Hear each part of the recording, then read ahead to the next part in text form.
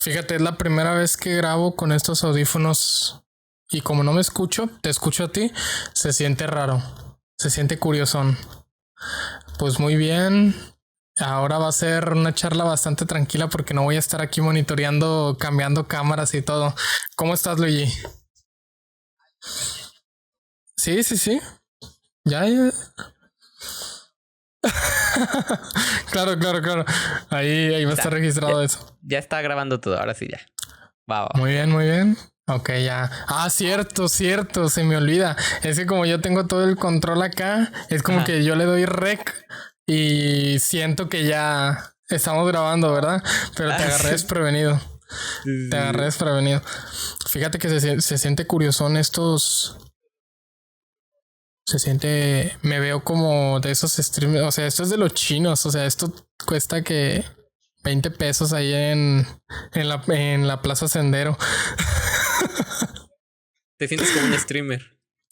Sí, de esos que traen los audífonos bien baratos. Sí. El Jordi Wild, de repente un pastón que me tiene. Me sorprende eso porque se ve que ganan un buen de dinero y tienen sus audífonos bien. Pues muy bien, Luigi, ¿qué tal? ¿Cómo estás? Nada, muy bien aquí, soportando el calor que está haciendo, la verdad, está muy fuerte aquí en Veracruz. No sé cómo esté por allá. Es Monterrey. Te aseguro que nos estamos asando vivos. Sí, me lo imagino totalmente. O sea, de hecho, aquí el calor está muy fuerte, pero como que estamos en paz. O sea, la verdad, si sales, sí te refrescas un poco. No sé si allá es mortal, o sea. No, aquí si sales te tostas. O sea, si sales es para asarte, literal. Ahorita está un poquito más tranquilo. Bueno, ahorita en esta línea temporal, porque el podcast ya sabes que va a salir después. En esta línea temporal está un poquito más tranquilo, pero hace 2 semanas es de que estábamos llegando todos los días a 45 grados. Entonces, yo salía del trabajo y me sentía el golpe de calor, no, al revés, fue un golpe de calor, no, lo dije mal. No, hablando mal de términos frente a un biotecnólogo, imagínate. No, sentía la onda de calor fuertísima como pegaba en el cuerpo. Sí. Pero nunca has tenido problemas tú con el calor ni nada, Fran. O sea, nunca has sido de los que le sale sangre en la nariz o los que se... Oye, ¿cómo supiste eso? A mí me sale sangre de la nariz cuando estoy mucho tiempo en el sol. Rayos. A mí déjame media hora expuesto al sol y me sale sangre de la nariz. No mames. Es como que no estoy acostumbrado. Además que casi siempre traigo suéter o ropa de manga larga, entonces imagínate. Sí, ten cuidado con eso, Fran. No queremos que te desmayes y te nos vayas. Que me muera ahí por ahí. No. Me muere por calor. Oye, Luigi, ¿cómo te ha ido? Ya hace un buen que grabamos, ¿verdad? No me acuerdo exactamente hace cuánto, pero he estado siguiendo el pie de la página. Bueno, pues a los que no lo conozcan, ya no hago presentación como antes, si te acuerdas. Pero pues es Luigi, solo sé que te llamas Luis, y es un co-host del podcast Biotechnology, que lo voy a dejar, siempre me equivoco, que lo voy a dejar por aquí en una pestañita de aquí al lado voy a dejar el canal de Biotechnology. ¿Cómo te ha ido en este rato que no hemos estado hablando? No, pues bastante bien, sí, ya tiene que grabamos, pero la verdad es que no siento que haya sido tanto. Porque como te sigo en Instagram y ahí nos seguimos y siempre cuando subes un episodio pues ahí lo checo y le doy like y todo esto es como que siento así. No sé, a veces siento que los podcasts me dan esa falsa sensación de estar hablando con alguien de verdad. Entonces como de que pongo a veces el podcast porque yo soy mucho de ponerlo cuando me voy a hacer, no sé, otra cosa, ¿no? O sea, lo pongo ahí en segundo plano. Y te estoy escuchando, ¿no? Y te estoy escuchando hablar con otra persona. Entonces así como de que, siento que no ha pasado tanto tiempo. Como que alguien con el que sí que estaba hablando apenas, ¿no? Y fuera de eso, bien, todo tranquilo. De vacaciones. Apenas salí de vacaciones ya la anterior semana. Eso es muy bueno, la verdad. Hay que darle un poco de descanso al trabajo a veces. Y ahorita estoy muy mood de vacaciones. Así como de, no, ahorita no tengo nada que ver con la escuela. Estoy relajado con la maestría, así que todo bien. Tú estás igual de vacaciones, ¿no? Ya descansando. Fíjate, si te pones a pensar, hace 2 meses Hace 2 meses que salió el capítulo. Ay, O sea, se ¿serio? escucha. ¿Hace 2 meses? Sí, hace 2 meses. Hace 2 meses y 2 semanas, si mal no recuerdo. ¡Hala! Ya. El No, sí, fue más de tiempo. lo que esperaba, ¿eh? El tiempo pasa bastante rápido. Yo he estado siguiendo ahí el podcast. Que ahora he visto que han traído más invitados. Han pasado bastantes cosas, la verdad. Te las resumí en una lista. Te digo que investigo a los invitados para poder traerlos aquí. Les resumí una lista. Para la Y pues charla. lo primero que me gustaría tratar, pues es justamente eso, man. ¿Cómo les ha ido en estos capítulos de adelante en el podcast, man? ¿Cómo se han estado organizando? He visto que han traído bastantes colaboraciones. De hecho, hicieron una como mega colaboración donde sale bastante gente, de verdad. Estuvo muy buena. Me lo acabé de un tirón ese podcast. O sea, en una vista me lo vi. ¿Cómo se han acomodado, man? ¿Cómo te ha ido en eso? Ok, oye, hay una super historia con ese podcast en específico, en el de que es como así como que somos un montón de personas, ahí hay una buena historia, ahorita te la voy contando. Con respecto a cómo vamos con los invitados, vamos bien, por suerte como que el podcast pues empieza a ser un poquito cada vez más conocido y profesores que nosotros tenemos en la facultad que se llevan bien con nosotros eran los que grababan al inicio, pero conforme el podcast pues se va haciendo un poco conocido, la gente ya ubica qué onda. Entonces ya hay doctores que son top así de la facultad, que tú sabes de no, este doctor pues está súper metido en Francia, está súper haciendo una investigación muy importante, está en tal cosa y ya no te da, pues nunca fueron mala onda los profesores, la verdad, jamás ha habido uno que me diga como de, no puedo, algo así, siempre a lo mucho me dicen como, pues ahorita no puedo, pero dentro de una semana, dentro de un mes. Pero era más como que nuestra pena, o sea, como decirle, no, ¿cómo le voy a decir a ese doctor que se ve que está súper ocupado, súper, siempre en algo súper importante? No, mejor ni lo interrumpo. Ahorita como que ya tenemos más esa confianza. De hecho, el podcast que sacamos de biotecnología alimentaria, la sacamos con un doctor que se llama Richard y él está en Francia. Bueno, él estuvo en Francia, ahorita se va a volver a ir a Francia, pero ahorita está en mi facultad. Y él está haciendo una técnica, o sea, la mejor manera en que lo puedo comparar es como si en física hay una nueva técnica, ¿no? Como es nueva técnica, pues no se sabe mucho sobre ella, hay mucha especulación, uno no sabe realmente hasta dónde va a llegar. Pues digamos que ese profesor en ingeniería en alimentos está ahorita con esa técnica. Es una técnica de explosión al vacío de los alimentos para obtener la mayor cantidad de ese producto, es una mejor manera, se evitan muchos otros procesos y él lo está viendo ahorita, entonces es como una técnica súper moderna que solamente él sabe y tiene ya 2 artículos científicos con respecto. Entonces estuvo muy, muy padre platicar con él. Y con lo del podcast de donde hubo 20 personas, no, men, eso sí fue todo un rollo. A ver, supongo que debe ser padre verlo, o sea, sí lo vi. Yo lo generalmente no quiero ver mis propios podcasts porque me da cosas, así como decirle, no, ¿qué dije ahí? O como de, no, ¿por qué me estoy riendo? Sí, no sé si también te pasa. ¿No te pasa eso de que de repente ves uno de tus podcasts y como que te da pena y dices, no, ya mejor lo quito? Sí, fíjate que a mí me pasa mucho con... Pero bueno, ahí hicimos un corte técnico. Fíjate, ¿sabes a mí qué me pasa mucho con respecto a esto? Mi forma de hablar. Yo desde la preparatoria es como que siempre he tenido una forma de hablar muy correcta, pero cuando agarro un poquito como de confianza se me van. En vez de pues, digo pos. En vez de verdad, digo verdad. Y cuando veo mis podcasts y veo que hago eso, me da mucho coraje. No sé. Es como que, ¿por qué lo dije? ¿Por qué lo dije así? Y también cuando de las risas. Yo no me río tanto, pero me río de nervios. O sea, no de risa. Porque, por ejemplo, tengo un podcast con un profesor, gran Tenorio. Saludos a Tenorio. Tengo un podcast con un profesor que es Tenorio y él me contó de que algo bien triste, de que los alumnos lo catalogan como un profesor difícil y que a él no le beneficia y que cuando él quiere meter una materia de veranos, nadie mete con él. Y yo me reí y no sé por qué me reí. No sé por qué me reí, pero me salió una risa. O sea, me salió una risa. Y yo me quedé como cuando vi el podcast, dije, ¿por qué me reí ahí? ¿Y se ofendió? ¿El profesor se ofendió? No se ofendió. Sí, yo como que ya me conoce y sabe que estaba un poquito nervioso, pero sí estuvo turbio.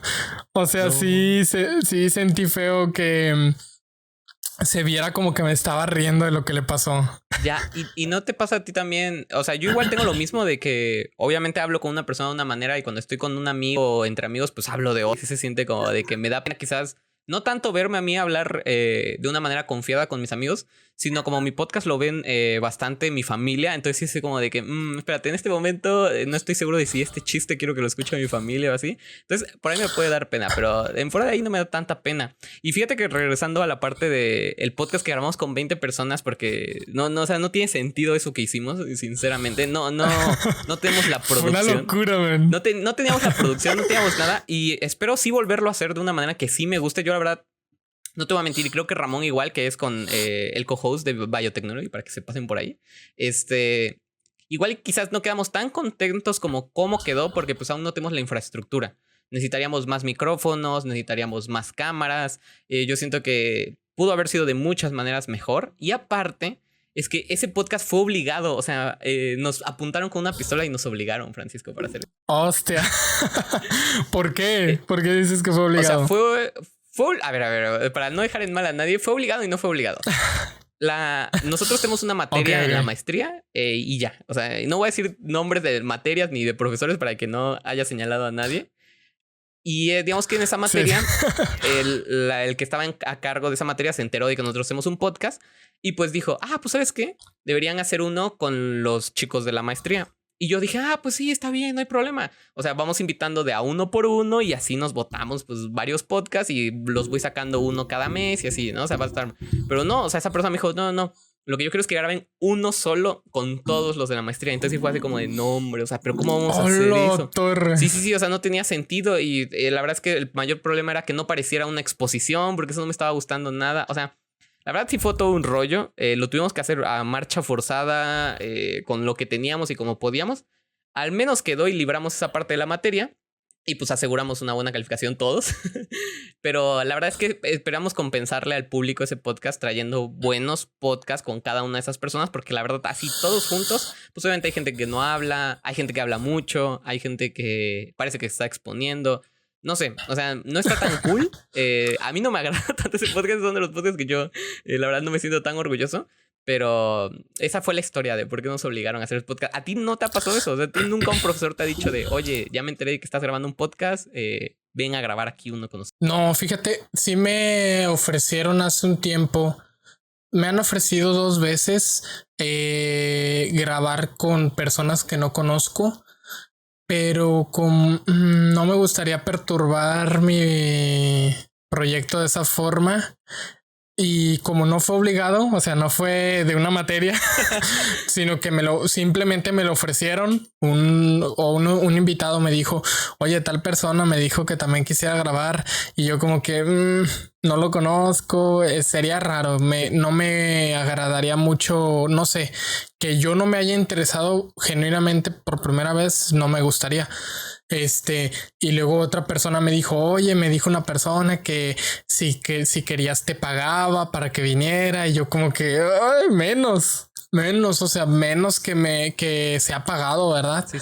Tampoco, no me gustaría así obligado.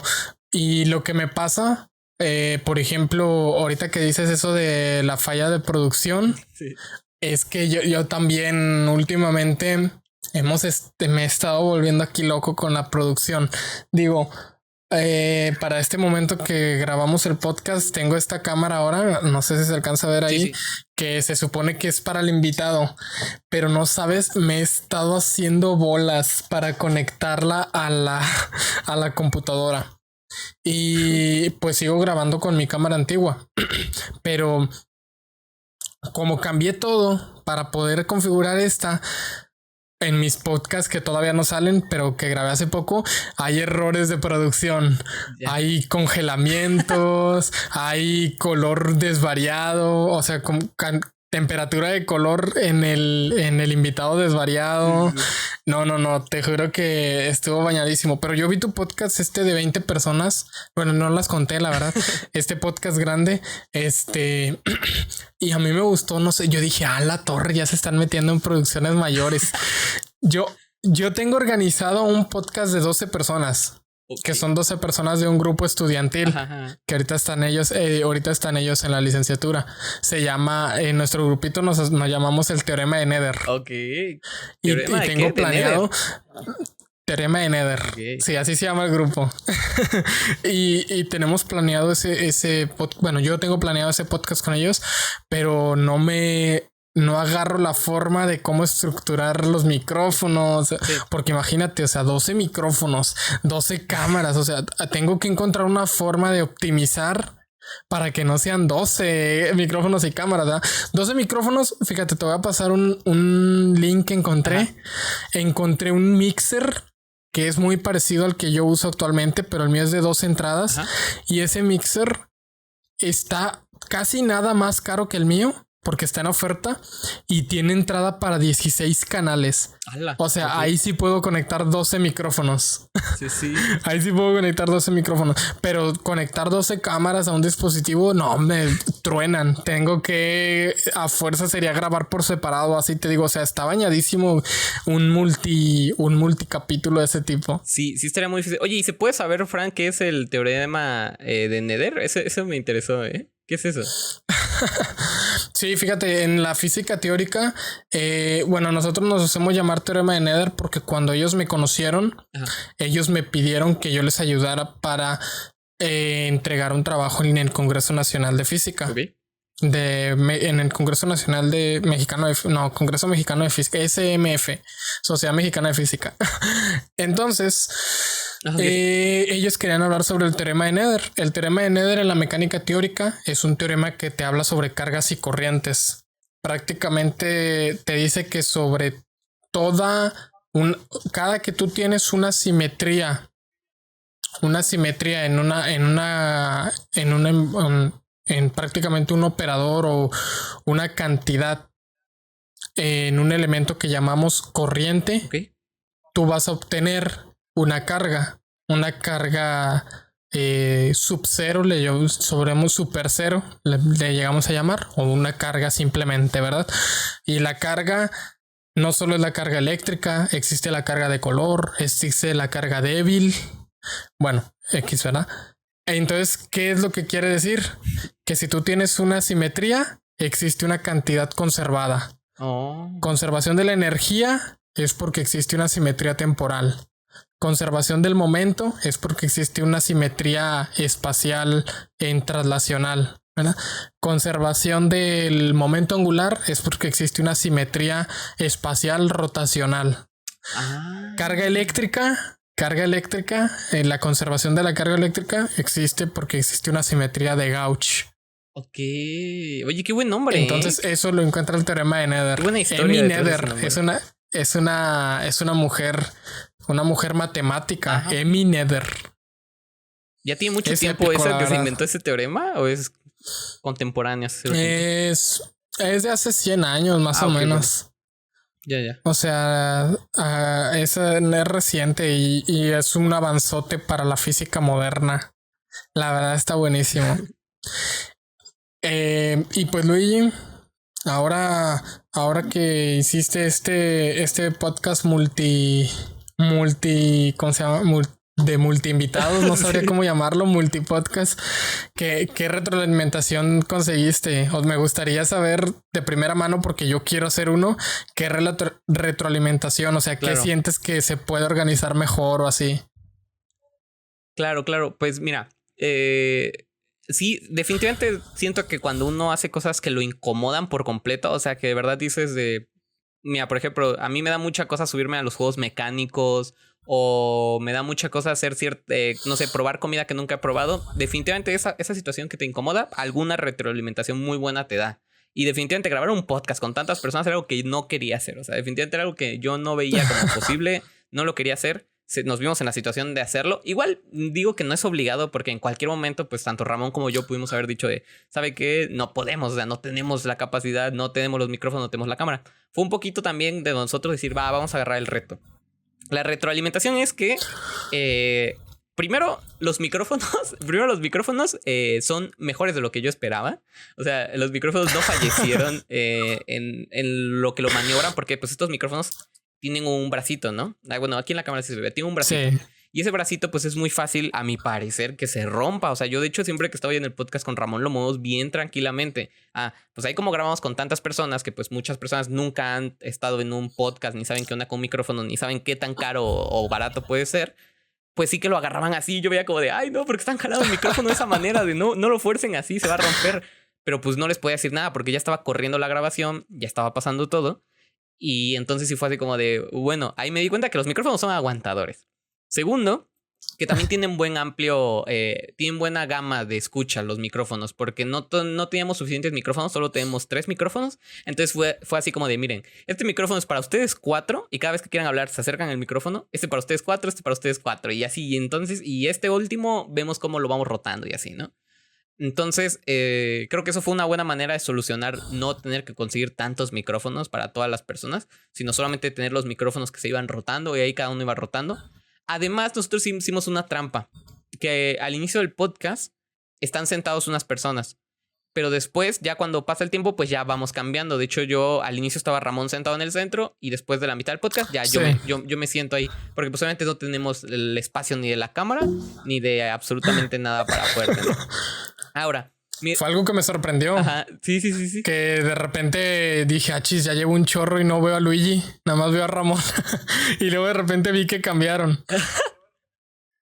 Sí, fue justo así. Y de hecho, otra de la retroalimentación más fuerte que saco es, sinceramente, no hacerlo.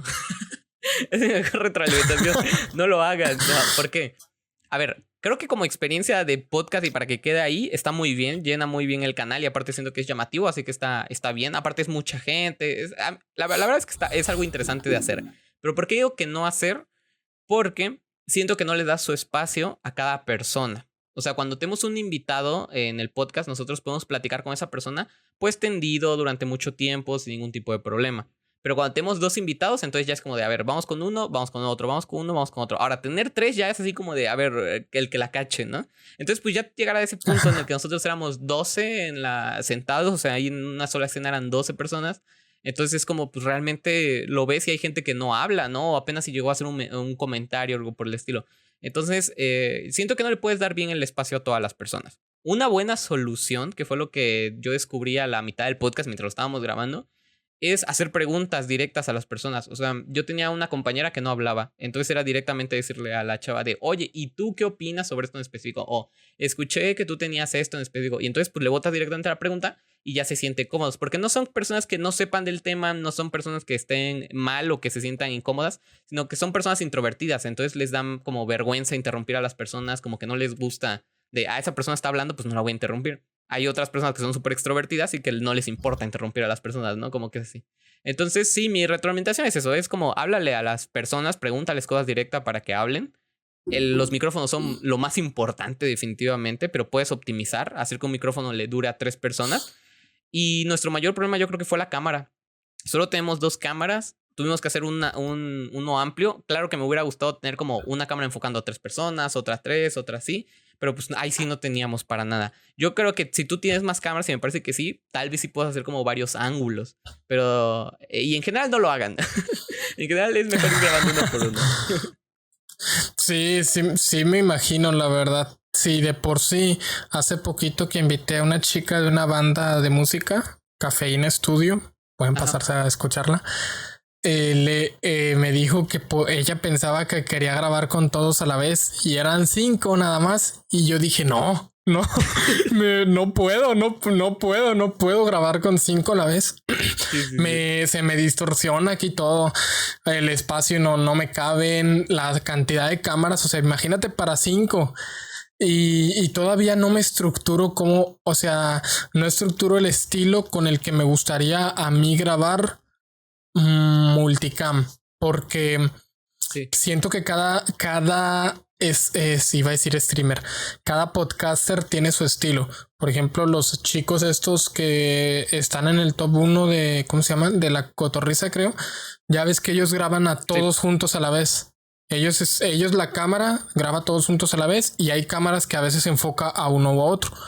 Está Jordi Wild con The Wild Project, que se graba a él y la otra cámara graba a 2 o 3 invitados. O sea, él él individual siempre es individual y cuando vienen más de uno, los graba juntos en una sola toma. Jordi Wild, ese es su estilo. Está el estilo de Roberto Martínez, que cada uno tiene su propia cámara. Si te fijas, nunca ves a dos personas en el mismo plano. Cada uno tiene su propia cámara. Entonces es más inversión. Y yo aún no encuentro el estilo que a mí me gustaría tener. Siendo así como aproximando con lo poquito que tengo. O sea, con la poquita experiencia, sí me gustaría que cada uno tenga su propia toma. Pero eso implica más trabajo en edición, más cámaras, más trabajo en producción de audio. Entonces, quién sabe, ¿verdad? Todavía no encuentro el estilo que me gustaría. ¿Tú sientes que te ayudó a definir tu estilo este multipodcast? A ver, si nos definió con el estilo. Pues en parte sí, yo creo que, pero no definió nuestro estilo de cómo grabar, sino nuestro estilo de filosofía de qué cosas grabar. Sino, o sea, Ramón y yo tenemos como el estilo de, en un inicio, si era como el podcast, pues es nuestro, vamos a invitar a los que nosotros queramos. Obviamente invitamos a docentes y a doctores muy top de la ciencia que tenemos, porque pues al fin y al cabo, pues son como los que llaman la atención y queremos divulgar la ciencia. Pero a veces tenemos nuestro podcast así con una amiga que estuvo en la licenciatura con nosotros, o un amigo que está estudiando ahorita un doctorado, etcétera, ¿no?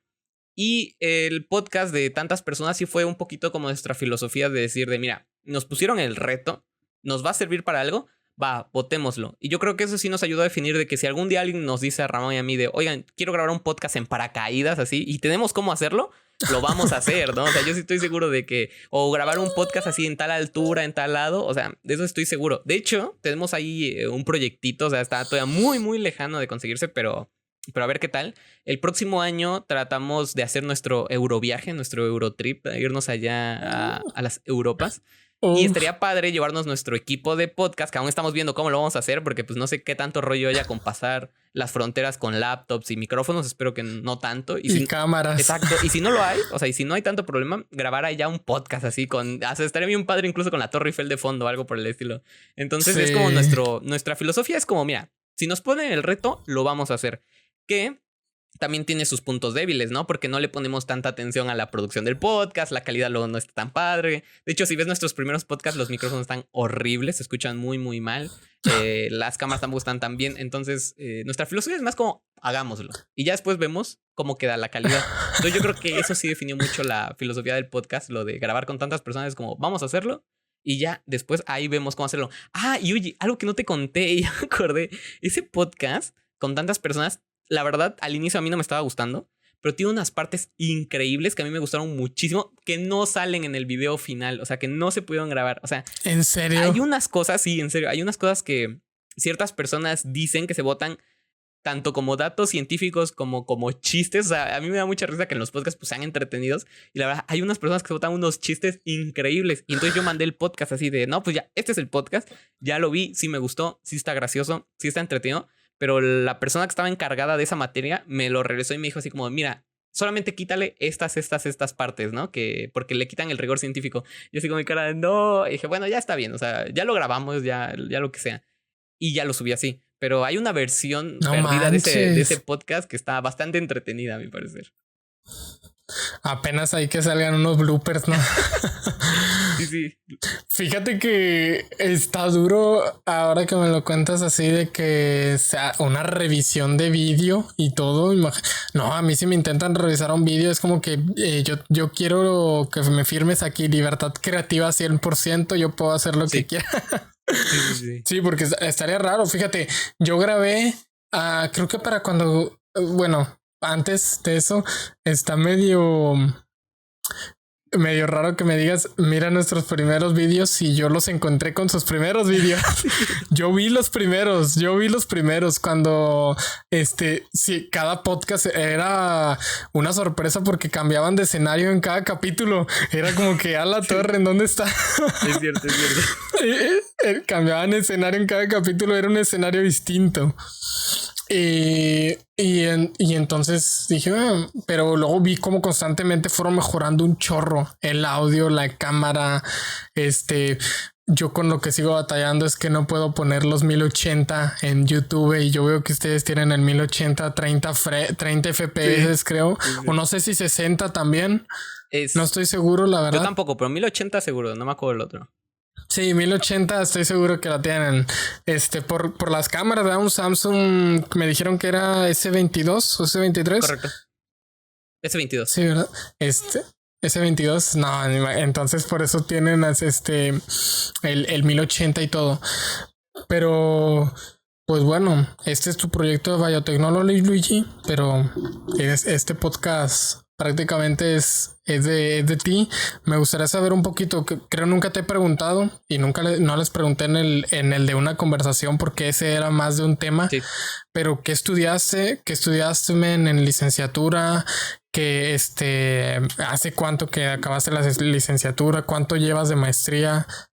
Un poquito que puedas resumir esto. Claro, pues la licenciatura la acabé hace 2 años. Sí, fue en el 2021, 22, 23, sí, más o menos. Como, no me acuerdo si entre 2020 y 2021, pero estoy seguro que fue hace 2 años. Estudié ingeniería en biotecnología. Que de hecho para la gente que no sepa pues qué es biotecnología ni nada por el estilo, simplemente es nosotros podemos descomponer la palabra para que sea muy sencillo de entender. Bio, vida, y por vida me refiero a cualquier organismo vivo. Pueden ser plantas, bacterias, animales como los conocemos, cualquier tipo de cosa que esté vivo. Y tecnología como la aplicación de una técnica, o sea, lo que sea. Entonces, pues ya la biotecnología es algo tan sencillo como la gente que tiene un ganado y obtiene leche de las vacas. O la gente que, pues, a lo mejor no lo saben, pero ustedes también hacen biotecnología si tienen algún perro de mascota. Porque la domesticación de un animal, pues también tiene hasta cierto punto algo de parte de biotecnología. Entonces, pues la biotecnología es muy antigua. Obviamente se puede ya volver muy compleja. Usamos, por ejemplo, alguna bacteria o algún virus para crear vacunas. Y entonces, pues ya la biotecnología empieza a obtener algo de complejidad. Entonces, tal cual es eso, biotecnología. Usar seres vivos y utilizarlos para alguna técnica. Yo estudié eso en la licenciatura. Estuve 4 años. Me tocó la parte de la pandemia, pero muy hasta el final. Así que me siento hasta cierto punto librado. No me identifico con los chicos pandemia que están saliendo últimamente. Y que la verdad, no sé si son mis profesores. No sé si los profesores hablen así de todas las generaciones. Pero muchos sí están diciendo que hubo ciertos rezagos. Que sí hubo cierto, pues, parte ahí que se quedó. Y que ahorita tienen que hacer esfuerzos dobles, pues, para que esas personas, pues, recuperen el nivel que se tenía antes, ¿no? Pero fuera de eso, acabé la licenciatura, que fue todo un rollo, la verdad, de estar en la licenciatura. Yo creo que algo de lo que más te hace como sentir parte de biotecnología es que haces de todo. O sea, dentro de biotecnología eres absolutamente de todo. Te puedes estar en las plantas, puedes estar en la parte de inmunología, puedes estar en parte de empresas. Y aparte de eso conlleva otras cosas, porque pues si estás en la parte de inmunología, pues te llevas con doctores que saben mucho de inmunología. En mi laboratorio en específico, esos doctores que sabían mucho de inmunología estaban muy metidos en la política estudiantil. Entonces como que también estás ahí en la política estudiantil. Ahora, si estás en la parte de empresas, pues tienes mucho la parte de tener que irte a hacer prácticas a una empresa cerca de la zona. Entonces como que tiene mucho esta parte de que estás viajando a cada rato, ¿no? Entonces la biotecnología como que tiene muchas cosas, la verdad. Y es muy multidisciplinaria. Incluso hay una serie en Netflix que no me acuerdo ahorita cómo se llama. Si me acuerdo, se la mando a Fran para que diga cuál era, porque ahora no me acuerdo.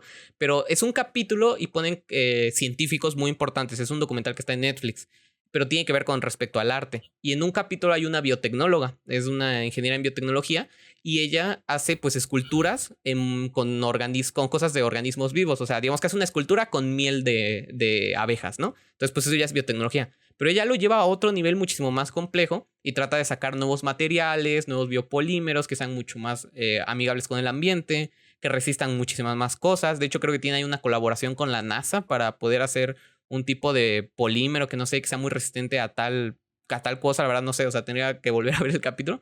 Pero entonces, la biotecnología te puede llevar a donde sea.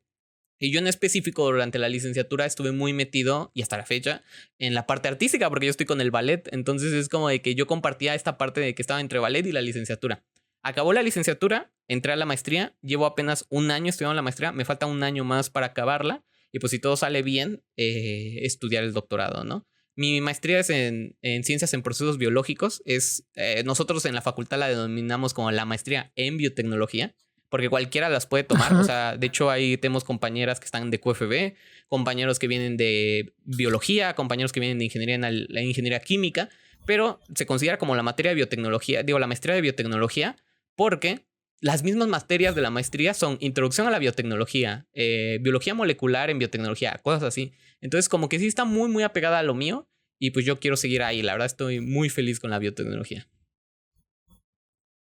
Oye, y la pregunta de millón, men, ¿cuál es la diferencia entre un ingeniero en biotecnología y un biotecnólogo, o sea, un licenciado en biotecnología? Sí, de hecho, esa pregunta a mí me surgió cuando, o sea, yo entré con todo mi grupo de amigos a la universidad. Entramos y somos ingenieros en biotecnología. Yo no sabía que existía la licenciatura en biotecnología. Pues acababa de entrar, ¿no? A pie como de, ingeniero en biotecnología, bien. Pero uno de esos compañeros tenía una amiga que estudiaba biotecnología en la UAP, en la Universidad de Puebla. Y ahí ella es licenciada en biotecnología, ¿no? O sea, tal cual biotecnóloga, no tiene nada que ver con la ingeniería.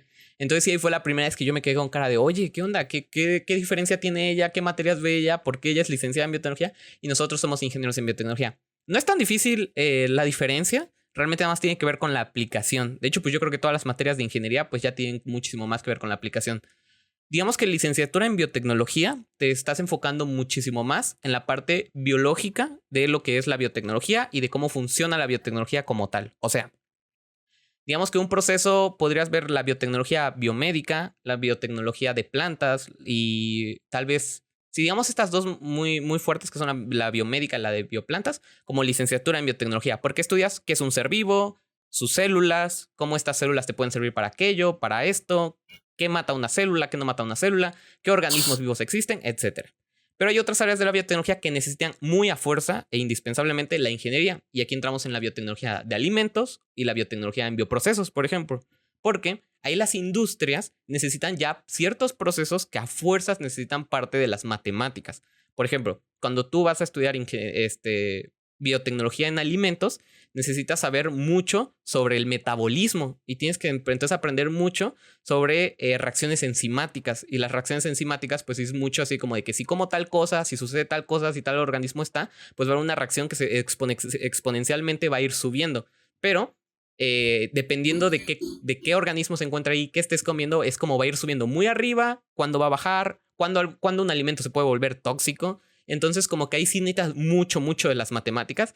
De hecho, los pocos artículos que he visto de ingeniería en alimentos, porque no es mi fuerte, la verdad, la biotecnología en alimentos no es tanto lo mío. Son artículos que están completamente llenos de integrales y derivadas y cosas así, un montón de cosas de matemática. Y la parte de bioprocesos, pues es literalmente ya una empresa. Estás viendo bioreactores, estás viendo cómo funciona, por ejemplo, el ejemplo que le puedo poner a la gente para que se ubique lo más fácil es como una empresa de yogur o Yakult, por ejemplo. Yakult, pues es la biotecnología en bioprocesos.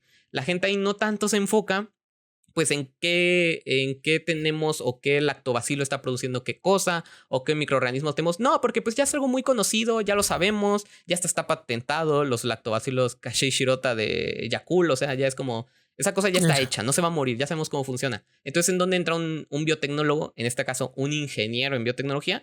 Pues que el bioreactor no se sobrecaliente, saber en qué momento si este bioreactor está muy caliente, pues va a matar a los microorganismos que tenemos ahí, saber cómo poder agilizar el proceso. Si en una hora tengo tal producción de Yakult, pues hacerlo en menos tiempo, quizás hacerlo en media hora, yo sé que con esta reacción, etc. Entonces, la gran diferencia es que la licenciatura en biotecnología, yo lo siento, es la parte más teórica y pues es la que nos lleva más hacia el lado de biotecnología médica. Y la parte de ingeniería es la parte más aplicada, es la parte que nos lleva a las empresas y todos los productos que hoy en día disfrutamos, como el papel, como el yogur, como la leche, como el queso y todo ese tipo.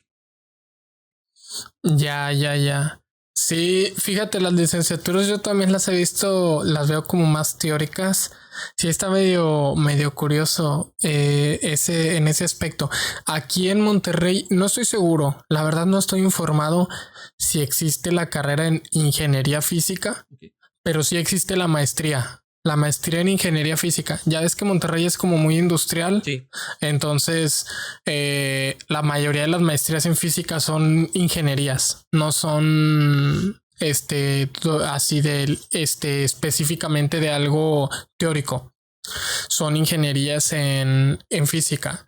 Ingeniería en física normal, física industrial, ingeniería en física de materiales, pero tiene la ingeniería antes del máster, ¿verdad? No hay como, por ejemplo, en España, de que maestría en física de altas energías o maestría en cosmología, Sí. maestría en física de partículas. Entonces, sí he comparado los estudios de la ingeniería física, fíjate, en varias universidades aquí, y sí le he visto la diferencia en que es más aplicada, Ujú. en cuestión de que es más práctica, ¿verdad? Sí. Como físico, como físico así normal, sí nos ponen a hacer experimentos, pero tú puedes agarrar el camino de la física teórica, el camino del que está sentado en su escritorio, escribiendo todo el día y haciéndose, ocurriéndose ideas y así, ¿verdad? Y luego está el camino de la chamba, el camino del trabajo, ¿verdad? De estar en un laboratorio, estar haciendo pruebas, X y Y. Pero a mí en lo personal me gusta más lo teórico, creo que se te había platicado. Me gusta más la física teórica que la ingeniería, pero O sea, ¿jamás no, hubieras estudiado algo de una maestría, un posgrado?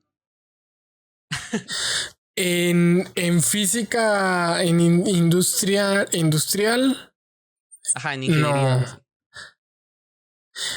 Pero no porque no porque los desprestigie. evitando la funa. Evitando la funa, no porque los desprestigie, sino porque no me gusta lo práctico, sinceramente. No me gusta porque no soy bueno. No sé tú qué tan bueno seas utilizando materiales y todo, pero yo, o sea, y sin vergüenza ni nada, me gradué de la carrera de física sin saber usar un vernier. Okay. O sea, tanto así que, y eso que llevé una materia llamada metrología y todo, y los exámenes eran saber usar un vernier, pero no, o sea, no, simplemente no se me da. No puedo, no sé usar un vernier, no sé, calibrar cosas, instrumentos, no me gusta y no me siento hábil. Sí, no. Y aparte que yo siento que una de las partes más importantes es que te guste, pues, o sea, si no te gusta, pues no tiene mucho sentido, ¿no? Y de hecho, ahorita identificando lo que acabas de decir, de verdad, muchos biotecnólogos, y yo también incluido, cuando terminas la ingeniería en biotecnología, es como de que, bueno, ya acabé, ahora me van a poner una integral y es como de, no, o sea, no puedo contra esta integral, no puedo derivar, o sea, es que esto es muy imposible para mí. A pesar de ser ingeniero en biotecnología, hay gente que no pone mucho atención a la parte de las matemáticas porque él ya sabe, o sea, yo acabo biotecnología y me voy a ir totalmente a un área teórica, que es por ejemplo la inmunología o la de plantas, ¿no? Es como de yo no voy a necesitar toda esta parte de la estadística y de la matemática. Ya después te topas que sí que la necesitas y entonces ya la vuelves a estudiar, pero por el momento créeme que así hay muchos biotecnólogos que es como de, no hombre, yo salí sin saber hacer esto y yo también, créeme, yo también salí de la biotecnología y no sabía hacer muchas cosas. Fíjate que eso me parece medio contrastante. Está curioso analizarlo desde varios puntos de vista de cada carrera, ¿verdad? Porque al menos en la física, yo siento que un físico teórico sabe más de matemáticas que un físico aplicado, que un ingeniero físico. Okay. Un físico teórico le da 10 vueltas y una patada a un físico ingeniero, ¿verdad? En matemáticas. Pero porque yo creo que sé por qué, no sé, nunca me he metido profundamente a un área de estudio de investigación de biotecnología, pero las áreas de estudio de física teórica, el lenguaje es las matemáticas. Si quieres entender a un físico teórico, tienes que tener un nivel de matemáticas muy alto. De hecho, es un problema que existe, no sé qué detalles hay en la comunidad de ciencias de la biotecnología, que tú sientas, mira, este detalle hay en comunidad de ciencias en biotecnología, pero en la comunidad de física, el detalle que hay es que si tú te quieres dedicar a la física teórica, a la física matemática, bueno, física teórica en general, física muy moderna, tienes que ser un top en matemáticas. O sea, hasta parece como si dependieras de saber muchas matemáticas para no ser muy lejano. Si quieres dedicarte, por ejemplo, a un estudio de investigación en relatividad, en el estudio de la relatividad, tienes que ser un top en álgebra lineal, tienes que ser un crack en teoría de tensores, análisis tensorial, cálculo, análisis real. O sea, prácticamente al punto de que tienes que ser casi un primero matemático y luego un físico, porque te exigen mucho en la física teórica. En la teoría de cuerdas te exigen hasta teoría de grupos, álgebras de Lie, o sea, matemáticas que un físico ni siquiera ve en la carrera. Entonces, en los problemas, uno de los problemas que yo veo en la comunidad de investigación de la física es que si quieres dedicarte a la investigación en física muy moderna, tienes que ser muy top en matemáticas. Claro. Y a veces es lo que restringe a muchos, ¿verdad? Sí, claro. Pues, de hecho, pensando así como algo que restrinja dentro de la biotecnología o que sea como por qué se separan tanto los ingenieros en biotecnología de los licenciados en biotecnología, yo creo que tiene que ver algo con lo que ya una vez habíamos hablado en la anterior plática que tuvimos, que era que las empresas influyen mucho con respecto hacia dónde se dirige a veces la ciencia, que no está tan... o sea, que está más aplicada hacia dónde van los esfuerzos de la industria. Tiene que ver mucho con las empresas que están alrededor. ¿A qué voy? La ingeniería en biotecnología, pues, y obviamente solamente va a aplicar algo que nosotros conocemos y por lo general necesitas tenerlo en una industria ya, ¿no? Entonces, pues como aquí, al menos las industrias que están a nuestro alrededor, pues, bueno, o sea, aquí de donde yo vivo, es como de café, de arroz, hay alguno de no sé, digamos una planta en específico, pues toda la biotecnología que nos enseñan y tiene un poco de sentido y a la vez no tanto, va muy enfocado hacia prácticas para que tú aprendas a hacer esto con el café, para que aprendas a hacer esto con el arroz y etcétera. ¿Por qué? Porque pues te tratan de asegurar un poquito de que cuando acabes la licenciatura tengas donde trabajar. Y de hecho pues el comité de la escuela tiene mucha relación con los empresarios de la zona. O sea, constantemente tienen juntas, constantemente están hablando. Entonces pues parece, y es tal cual, que los mapas educativos, las matrículas educativas con las que estamos, digo currícula educativa, es pues dirigida prácticamente por ellos, no tanto por nosotros. Ahora, la otra parte de que si quieres ser un licenciado en biotecnología, sí es prácticamente como tú lo dices, de que si quieres realmente ser y vivir de esto, porque claramente terminas de graduarte de licenciado en biotecnología, pero pues terminas aceptando un empleo en cualquier cervecería, en cualquier parte de que crean, no sé, algo, una planta de yogur, etcétera, que no es tanto como lo que tú quieres, pero lo tienes que aceptar porque tienes que vivir. Pero si quieres realmente ser licenciado en biotecnología y estar aquí top, investigando, haciendo nuevas cosas con respecto a la medicina, pues tienes que ser muy, pero muy bueno en biología. O sea, de verdad sí tienes que ser muy, muy bueno. Tienes que conocer cada reacción. Por ejemplo, yo en inmunología sí lo tengo muy presente. Todos pueden saber sobre inmunología. Y hasta cierto punto todo el mundo como que sí sabe más o menos cómo funcionan las cosas. La cosa se pone compleja cuando tienes que aprender qué reacción causa cada cosa. Por ejemplo, nosotros sabemos que un estímulo va a hacer que un anticuerpo detecte tal cosa, ¿no? Y ya, sabemos que el anticuerpo detecta a esa cosa que está extraña. Eso cualquiera que esté en inmunología pues lo va a poder saber y va a decir, ok. Pero ya realmente los inmunólogos más preparados son los que te van a decir, no, pues mira, surge tal molécula y tal molécula viaja a tal lugar y esa molécula entonces dispara el anticuerpo. Y ya uno mucho más fuerte, así te dice, no, tal cosa, produce esa molécula y esa molécula otra cosa. Pero pues en realidad la inmunología, los caminos, las vías por las que se pueden las cosas son casi como de que 32 reacciones y 52 respuestas y 52 respuestas alternas. O sea, es muy top, muy difícil. Entonces sí entiendo que los biotecnólogos en licenciatura que se quieren realmente educar o dedicar a la parte de biotecnología solamente teórica, como un poquito menos aplicada a la ingeniería, sí tienen que ser muy, muy buenos, ya sea en biología, ya sea en epigenética, ya sea pues en ese tipo de cosas como muy específicas. Y la parte de los ingenieros, pues no tanto. Los ingenieros sí son como de, no, pues yo como puedo sobrevivir por esta otra parte. Así que sí, yo creo que la versión contraria a lo que tú dijiste, o bueno, paralela, mejor dicho, de que los teóricos tienen que ser muy matemáticos en física, yo diría que los biotecnólogos que solamente, que no van a tener nada que ver con la con la ingeniería, tienen que ser muy, muy top en cuestiones ya moleculares de biología. Biología molecular, tienen que dominarla por completo, sí. Ala, fíjate que sí está interesante, te digo, ver estos paralelismos de cada carrera, ¿verdad? Porque siento que como que cada uno vive encerrado, además de que ya ves que muchas veces los físicos como que son muy...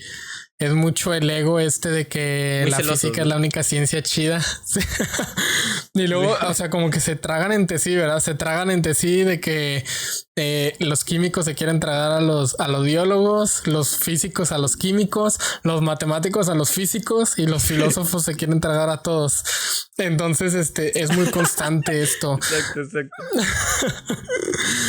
¿Quién sabe por qué, verdad? No sé de dónde nacerá esa guerra de egos entre carreras, entre entre ramas de aprendizaje y cada rama a la que te quieras dedicar tiene sus desventajas. Por ejemplo, por no irse muy lejos, si quieres estudiar física de partículas aplicada, tienes que saber un chorro de química también.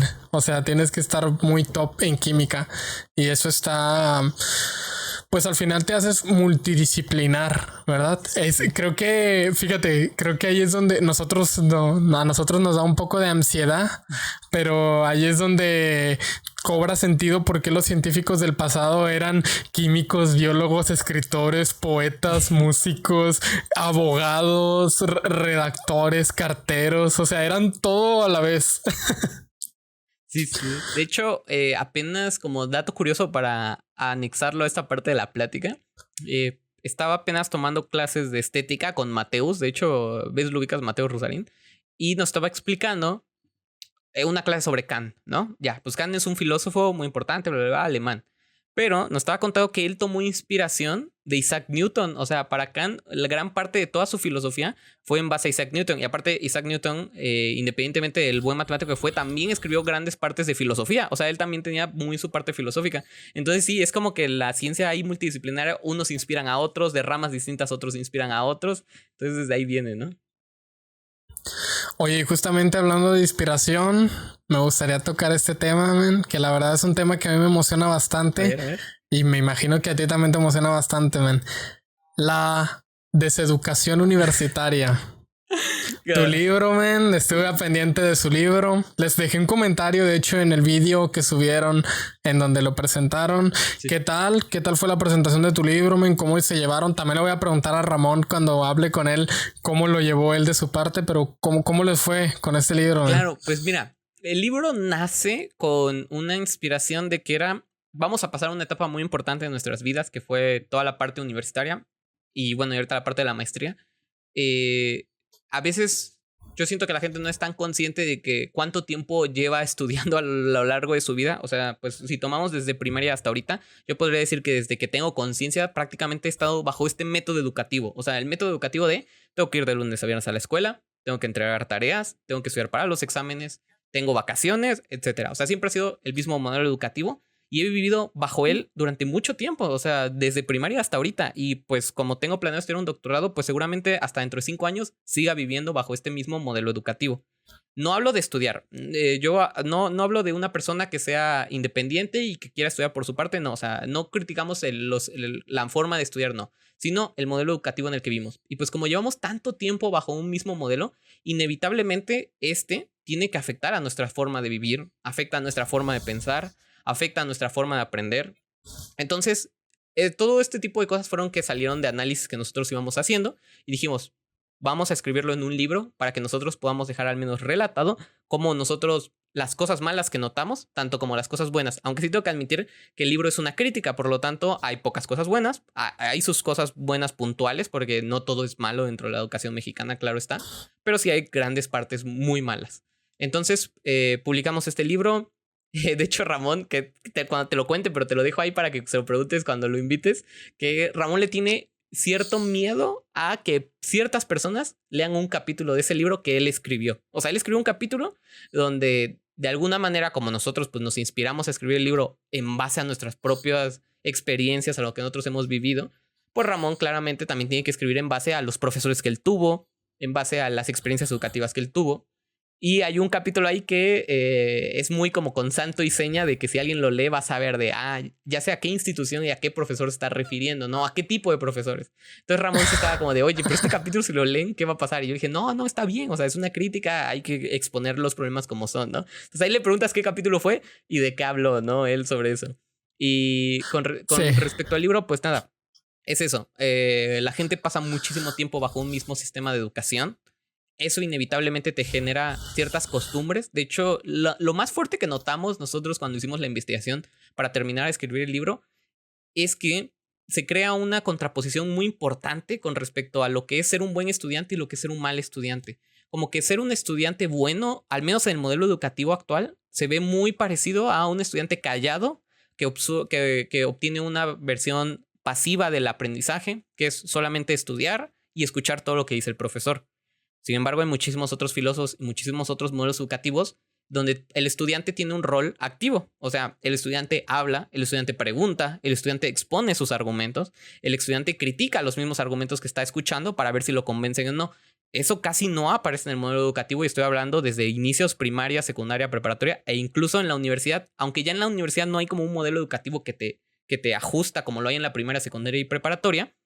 En estas tres, o sea, en las primeras tres etapas, como que ya tu cerebro se configura para eso. Y entonces llega a la universidad y sigues con el mismo método. E incluso como ya hay cierta parte de rebeldía, como que al profe ya no le importa si vas al baño, al profe ya no le importa si asistes, o sea, el profe ya es como, mira, yo te voy a reprobar si no haces esto, así que por mí no hay problema. Pues muchos alumnos tienden ya mejor por la parte de, pues también ya me vale. O sea, no me gustó nunca este modelo educativo, mejor ya ni siquiera estudio, le pierden el amor a la educación, le pierden el amor a estudiar, que para nosotros es muy importante. Entonces la crítica va un poco más hacia allá, a recordar lo que es realmente el amor por el conocimiento, lo que es querer aprender más las cosas y que se sepa que durante mucho tiempo quizás nos estuvieron mostrando los valores erróneos o contrarios incluso. La educación no es estarse callado, el conocimiento no es un rol pasivo. E incluso ahorita que lo mencionaste con los antiguos científicos y yo me pongo más de mi lado a como pensar en Marie Curie, me pongo a pensar en los filósofos como Kant, Hume, etcétera. Incluso si nos vamos a los antes de Cristo con los socráticos de Sócrates, Aristóteles, Platón, etcétera, pues eran personas muy activas, o sea, eran personas que realmente salían a hablar, tenían que gritar cosas. Si bien no gritaban sin razón, gritaban desde sus libros, gritaban desde su razón, pero pues claramente tuvieron que defender algo. Y el rol del estudiante, y se entiende por el contexto que ha vivido México, es muy pasivo. Entonces, nosotros tratamos de criticar eso. Y otra cosa que nosotros notamos muy importante hacer la investigación del libro es el rol que juegan las redes sociales en nuestra educación. Las redes sociales pues era algo que antes no se tenía idea. Pues si tú buscas artículos de hace 20 años no hay nada porque pues no había redes sociales. O sea, esto es muy, muy, muy reciente. Y la gente no es consciente de el beneficio y el daño que le puede hacer a los estudiantes. Tanto sentimos, y las investigaciones lo avalan, que hay cierto tipo de tormentas que crea dentro de los cerebros de los estudiantes y están constantemente cansados. Estar tanto tiempo expuesto a TikTok, estar tanto tiempo expuesto a Twitter, Facebook, YouTube, etcétera, crea estudiantes súper distraídos, estudiantes súper atormentados, súper cansados, que no encuentran tiempo para hacer tareas, que no encuentran tiempo para estudiar, pero sobre todo por este tipo de que están en una sociedad hiperactiva, o sea, una sociedad que a cada rato te está estimulando, que si no ves tal película ya te quedaste atrás con la sociedad, que si no te sabes tal chisme ya te quedaste atrás con tus amigos, que si no has visto La Casa de los Famosos ya estás como muy, muy por detrás. Entonces hay cosas que están engañando a los estudiantes y los hacen sentir retrasados, como que constantemente tienen que estar aprendiendo. Lo valoramos más como errores biológicos, genéticos, que traemos cargando desde pasado, porque en el pasado cualquier humano que tuviera la información de tal grupo de humanos hace esto, tal grupo de humanos no hace eso, era muy importante para sobrevivir, pero hoy en día ya es casi que innecesario. Entonces, el rol de las redes sociales juega un papel súper importante. Nosotros no las satanizamos en el sentido de, ay, no, desinstala todas las redes sociales y esto. No, nosotros lo vemos más desde el punto de, hacen daño, como el cigarro, como el beber, como el café. Y en su medida tienen muchas cosas, mucho mayor potencial que estas sustancias que mencioné, ¿no? Porque las redes sociales claramente que tienen un potencial muchísimo más fuerte. Incluso, pues ahorita, o sea, nosotros estamos haciendo esta plática gracias a ello. Pero claramente están jugando un rol importante en la educación de los estudiantes. Y prácticamente eso va el libro. Yo lo dividiría en esas dos partes. Cómo te afecta el sistema educativo y la actualidad, cómo te está afectando hoy en día la sociedad que te rodea. Vale, vale. Oye, no he tenido la oportunidad de leerlo, pero estoy seguro que pronto vas a ver, de repente va a caer ahí una historia en el canal de Amazon, Instagram. Recordando a la gente que lo pueden adquirir en Amazon. Voy a dejar el link aquí abajo de la descripción para que se pasen a buscarlo en Amazon. Está en, ¿cuánto habías comentado? Lo comentaron en el podcast, ¿verdad? Me parece que está en $2.89. Lo que pasa es que Amazon le pone su propio precio. Nosotros ponle que le ponemos 150, pero él lo eleva para lo que tenga que ganar. Pero es que está en $2.89. Está bien, 289. Pueden pasarse ahí a Amazon para que lo consigan. Y fíjate, tengo dos puntos ahorita con lo que me comentas del libro. Claro. Uno de las redes sociales y el otro es el cómo no... muchas veces la definición del buen estudiante, siento que la educación mexicana no ha tomado la experiencia empírica con respecto a lo que han sido buenos estudiantes.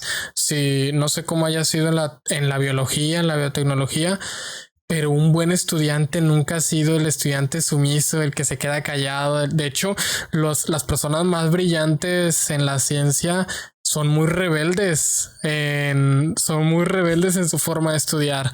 Eran personas muy problemáticas en la escuela, personas muy problemáticas con sus profesores y justamente personas que cuestionaban lo que ellos decían para poder llegar después a nuevos resultados, ¿verdad?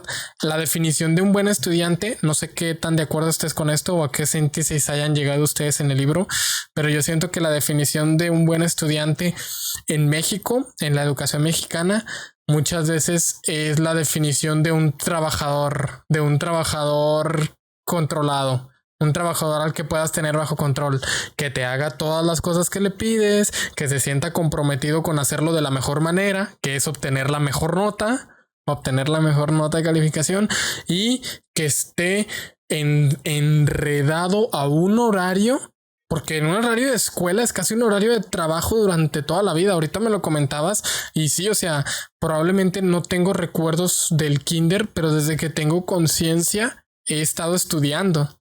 O sea, y si llegamos a vivir, no sé, 90 años, una tercera parte de nuestra vida nos la vamos a pasar estudiando. Y si llegamos a vivir menos, casi la mitad de nuestra vida nos la vamos a pasar estudiando, ¿verdad? Entonces, ese es el primer punto. No sé qué opinas de esto, antes de tocar el segundo punto. Claro, no, estoy totalmente de acuerdo. En el libro llegamos a una... O sea, estoy totalmente de acuerdo. De hecho, el libro avala lo que acabas de decir, pero para darle un poco de contexto, sobre todo las cosas en México y a veces como también para eliminar esa parte que a mí se me hace un pensamiento anticientífico y a veces no me gusta eso, que mucha gente tiene pensamientos como conspiracionistas, ¿no? Como de que, pues ya sabes, la Tierra es plana, nunca llegamos a la Luna y hay gente que claro que dice de, no, pues la educación nos tienen así porque nos quieren mantener a todos esclavizados, nos quieren mantener ignorantes y o sea, a ver. Claro que hay personas que quieran mantener así a otros, pero en el libro, y lo llegamos a concluir ahí, no hubo nunca una concesión, nunca hubo un grupo de personas que dijera, nosotros vamos a mantener ignorantes a estas personas, impongamos este modelo educativo. Nunca hubo un gobierno que dijera como de, este modelo educativo que está tan mal lo vamos a aplicar a propósito. No, sino que todos han sido como circunstancias, todos han pasado cosas que nos ha llevado.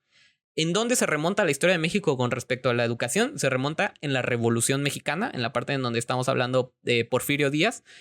Digamos que nosotros tuvimos una superautomatización, bueno, industrialización, mejor dicho, perdón, una superindustrialización con Porfirio Díaz, en el cual, pues, un montón de empresas y un montón de situaciones que hacían que necesitábamos un montón de empleados crecían. Sin embargo, esas empresas eran estadounidenses y muchos de los empresarios que vinieron a esas empresas, trabajadores que vinieron a esas empresas, no eran mexicanos, eran estadounidenses. Entonces, pues se creó una falsa sensación de que había trabajo, pero no había trabajo. Había trabajo para estadounidenses y extranjeros, no había trabajo para mexicanos. Va. No, esto no es para criticar a Porfirio Díaz, porque yo sé que Porfirio Díaz tiene muchos fans y todo eso. O sea, no, nada más esto es un dato histórico, ¿no? O sea, cosas que sucedieron. Ya, quitan a Porfirio Díaz y hay gente que entonces se pregunta, oye, ¿y qué vamos a hacer con toda esta maquinaria de empresas que tenemos aquí? Pues tenemos un montón de fábricas. Ya quitaron al presidente, al anterior presidente, y ahora hay que ver qué vamos a hacer con todo esto. Y los trabajadores estadounidenses y las empresas estadounidenses dijeron, pues sabes que yo me retiro, o sea, yo me voy a llevar todo lo mío y me voy de aquí. Y ahí te dejo la maquinaria y ahí hazle como tú puedas, ¿no? Entonces, pues el mexicano dijo, tenemos un problema, porque tenemos buenas empresas y tenemos buena máquina, pero no tenemos quien las trabaje, no tenemos obreros que sepan, no tenemos ingenieros capacitados para que siquiera sepan qué hace este motor o qué hace esta ferrocarril, o sea, no tenemos nada. Entonces empezó a mover una capacitación en México para crear muchos obreros, pero muchos. Antes la educación en México estaba muy dividida entre las personas que tenían acceso económico, o sea, la parte de la élite, que solamente se educaba con cuestiones filosóficas, ilustrativas, con arte, con cultura. Y el resto, la gente podría llegar a pensar que en México era como la parte más subyugada que tenía educación pues de obreros y así. Pero no es cierto. O sea, realmente la gente que vivía más pobre no tenía educación. O sea, simplemente no tenía educación. No iban a las universidades, no iban a las preparatorias. O sea, no había acceso a una educación antes en México como hoy en día lo hay. Entonces, pues dijeron, ahí está, tenemos un gran sector de personas que no estudian, que literalmente no hacen nada y que son pobres, y les vamos a ofrecer una educación gratuita a cambio de que vamos a crear grandes obreros para que nos sirvan para esto. Entonces empezó así, y entonces el objeto con el que se concibió la educación mexicana en su momento fue obtener obreros capacitados para obtener algo que hacer de estas maquinarias. Ahora, un grave error, ese concepto nunca se quitó. Ese objetivo jamás se eliminó. Hubo presidentes, claro, y todo el mundo me lo va a poder decir de que no, pero pues la reforma educativa del 2018, no, que la reforma educativa del 2004, no, que la reforma educativa de tal lugar. Claro que ha habido reformas educativas, pero desgraciadamente las reformas educativas son más que nada como para cambiar a los héroes que aparecen en nuestros libros de historia. O sea, si el partido que está con respecto al PRI le conviene que aparezca Porfirio Díaz, entonces va a aparecer Porfirio Díaz como un héroe. Si al siguiente, aunque sea del PRI, le conviene que Benito Juárez sea el héroe o le conviene que Lázaro Cárdenas sea el héroe, pues va a aparecer ahí, ¿no? Entonces eso va haciendo que la reforma educativa en realidad es como un cambio de paradigma social más que objetivo hacia dónde va la educación.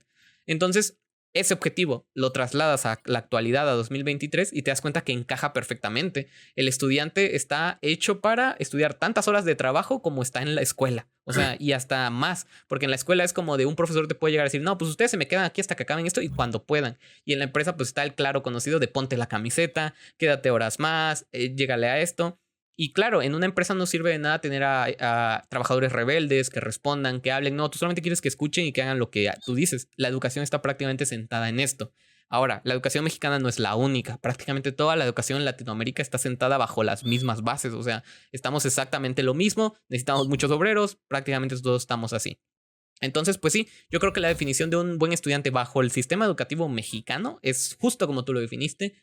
Alguien que no puede levantar la voz, alguien que no está activo, alguien muy sumiso, cuando todos los ejemplos, y ahorita para darte el contexto que tú me habías preguntado, en biología es exactamente lo mismo. O sea, hay un libro muy famoso que es Cazadores de Microbios y te cuenta la historia de grandes de los científicos biólogos que hubo, y todos eran unos rebeldes, o sea, todos eran de que no, yo no creo que esto se haga así. Obviamente están los capítulos de la gente que robaba cadáveres, la parte más antiética o rebelde, pues claro, o sea, siempre todos estos grandes científicos rompían con los paradigmas que estaban ahí. Sin embargo, pues te das cuenta que todo esto siempre fue en Europa. Muy pocos científicos mexicanos han salido y que sean sobresalientes, y mucho tiene que ver quizás con nuestra propia idiosincrasia que tenemos educativa. Y pues es muy lamentable porque yo siento que muchos estudiantes mexicanos hoy en día no ven el estudiar como algo lindo, sino muchos es como, mira, yo quiero acabar la universidad para ya dejar de estudiar, cuando en el libro proponemos que estudiar debería ser para toda la vida. O sea, estudia ya para toda la vida, siempre aprende más, pero aprende bajo este nuevo modelo educativo, aprende bajo lo que tú quieras, toma tú el rol en tu educación y ya deja de dejar que la educación la guíen otros, porque siempre es como de, ¿qué voy a estudiar? Y tus padres deciden qué vas a estudiar, qué quiero ser, y hasta no falta el profesor en la preparatoria que te dice, no, usted no es bueno para esto, no estudie esto en la universidad, no se vaya para allá, usted tiene que ser un químico, tiene que ser esto, o en la licenciatura ya estudiando en la universidad, no falta el doctor que te dice, esto no eres bueno en esto, salte de aquí, tú no vas a estar aquí, no me sirves acá, etcétera. Entonces, pues es mejor que tú tomes tu propio rol activo en tu propia educación y ya de una vez tú decidas hacia dónde quieres ir y que dejes que otros estén decidiendo qué tan callado quieres que estén o qué tan buen estudiante quieres que sea.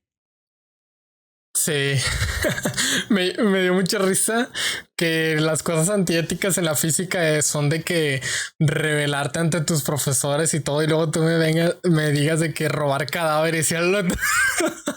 Sí, es bastante antiético, ¿verdad? Se escuchó bien drástico, ¿verdad? El cambio, lo que hacen unos acá y lo que hacen acá los biólogos. Pero sí, me imagino que los primeros médicos no es como que te regalaban a un cadáver, ¿verdad? Te topabas un muerto ahí de repente. Así que tuvieron que acudir a eso. Fíjate, y sobre las redes sociales, hace probablemente una semana antes de que salga tu capítulo, voy a subir un capítulo con un filósofo que estuvimos durante más de 4 horas hablando. Con un filósofo. Y le decía, le puse como última pregunta, poníamos a la mesa nueva, no sé si moda o esta nueva exposición de la filosofía ante los jóvenes. No sé si has notado que últimamente a los jóvenes les está interesando mucho el estudio de la filosofía mediante redes sociales, cuando antes, como justamente como tú lo decías, y nosotros también en la física tenemos precedentes en la ciencia, antes los que se dedicaban a estudiar la filosofía eran esta elite, estas personas que estaban súper posicionadas económicamente, que eran familias de reyes, que eran familias que ya ellos y generaciones adelante tenían para vivir lo suficiente y podían gastarse su tiempo desperdiciando en pensar y en filosofar todo el tiempo, ¿verdad? Bueno, y ahora la filosofía es está llamándole mucho la atención a los jóvenes, tanto con Diego Rusarín, con Mateus Bolsos Rusarín. Hace poco sacó Jordi Wild un podcast con también un filósofo que habló con Quantum Fracture. Y a este invitado que traje me dijo él que en su generación eran 20 personas, pero que está viendo que están entrando más a la carrera de filosofía. Y yo le dije, pues sí, pasó justamente lo que nos pasó a la física. Ahorita me cuentas cómo es el paradigma en biotecnología, pero a los físicos, yo tengo profesores que se graduaron en el 2002, 2005, cuando yo tenía 5 años o 2 años, y que me dicen que la carrera era muy chiquita. Y en el 2013 que salieron estos youtubers como C de Ciencia, Javier Santolaya, Quantum Fracture, la física se potenció a tal punto que en mi generación del 2017 entramos 150 físicos. Y en la generación actual, hace poco hablé con el coordinador de la carrera de física, el doctor Amezcua. En la coordinación actual entraron 600 físicos, o sea, 4 veces mi generación. Y yo de por sí pensaba que mi generación era una hostia de estudiantes, era una cantidad gigantesca de estudiantes, y esta nueva generación es 4 veces mi generación. Entonces yo creo que a la filosofía le va a pasar lo mismo, y esta difusión de la ciencia es gracias y por medio de redes sociales. Es que está difundiéndose estas áreas de conocimiento que antes no eran antes a los jóvenes no les llama mucho la atención. Digo, a mí no me tocó, pero ellos, esos profesores con los que he hablado, en el 2002 nunca dirían, sí, mira, llenaron un auditorio para ver a alguien hablando de física. O, mira, en Mindshop, por ejemplo, mira, 1000 y tantas personas se metieron a un curso de estética. O sea, ¿cuándo dirías eso hace 10 años? De hecho, yo creo que está pasando una de las cuestiones que pasa a lo largo de la historia, y con la humanidad lo vamos a poder notar, que es que vamos pasando como altos y bajos, pero en cuestiones de temas, o sea, tópicos. Mira, por ejemplo, un tema que ahorita te estás dando cuenta que está pasando por un alto muy fuerte, pues es el de las inteligencias artificiales, ¿no? Ahorita todo el mundo habla sobre inteligencias artificiales. De hecho, muchos de los campos de la investigación científica están ahorita yendo hacia las inteligencias artificiales. Sin embargo, la inteligencia artificial tampoco es algo tan moderno como para decir de que apenas lo descubrimos. Ya lleva sus años y ya llevó su tiempo. O sea, la inteligencia artificial tuvo sus altos, pasó por un tiempo durante muchos bajos. Yo creo que con ChatGPT es donde volvió a despertar hacia arriba. Y yo creo que así le pasa a todo en esta parte. De hecho, pues si nos quisiéramos ir como el punto donde más el despertar por el crecer, por el conocimiento fue en la humanidad, pues para mí fue en después de la parte de la Revolución Francesa, o sea, por la parte del siglo XVIII. Allí es como una parte donde hubo una revolución total, o sea, tanto artística, cultural, filosófica, científica, hubo muchas cosas. Pero ahora, ya llevándolo contemporáneo, fíjate que yo sí siento que esa parte nos está faltando a nosotros los biólogos. O sea, la parte de biotecnólogos. Y ahí ya me autonombré biólogo, pero soy biotecnólogo.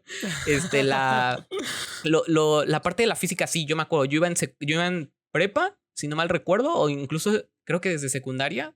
No me acuerdo bien, pero más o menos por esa época, de que en mi salón era muy fácil que cualquiera te dijera, oye, ¿a poco no conoces a Quantum Fracture o a Javier Santolaya? Ya estaban empezando a ser conocidos, y la gente, temas que antes eran súper desconocidos, ya hasta se bromeaba con ellos porque todo mundo entendía el chiste. Por ejemplo, lo de la caja del gato de Schrödinger, ya todo el mundo lo entendía, ¿no? Cuando antes, pues a lo mejor era un chiste muy de los físicos, y ahora lo ves en una serie de televisión como en Rick y Morty, y pues la gente dice, está gracioso, ¿no? Está gracioso, pero porque lo entienden ya, ¿no?